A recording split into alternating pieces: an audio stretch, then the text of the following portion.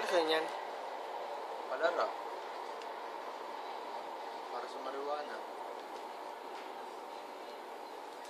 Para saan? Para sa marijuana. Wala. Masamang ehemplo. Ay masamang gawain. Para sa mga kabataan.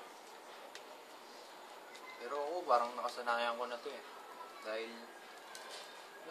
ang tanggal minsan ng lungkot, problema, ang iwas sa problema. Hindi ko alam, pero ewan ko ba kung ba't ito yung kakampi ko tuwing may problema ako.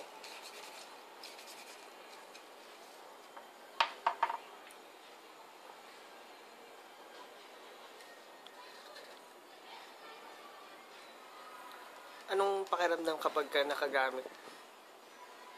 Buwagan yung pakiramdam ko.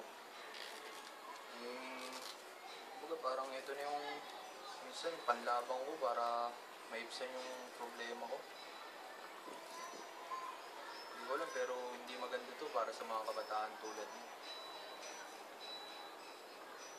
Wala eh, ito na yung nakasanayan ko. Kumbaga, kahit hindi maganda sa paningin ng iba, ginagawa ko na lang para maibsan lang yung problema ko. Nakakalimot ka? Hindi naman nakakalimot, pero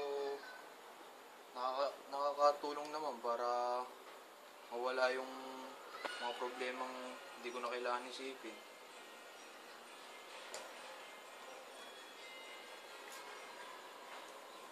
Gusto mo makita? Pero huwag mo na susubukan dahil hindi ito maganda. Tingin?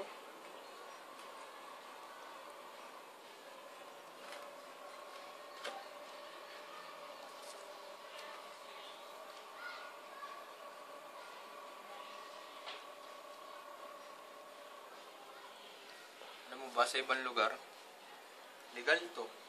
Dito lang sa Pilipinas hindi. Kumbaga, herbal to eh. Kaso nga lang, hindi pa ayaw ng gobyerno natin na illegal to dahil hindi maganda para sa mga bata. Yun lang, masasabi ko para dyan. Shot ka? Sige.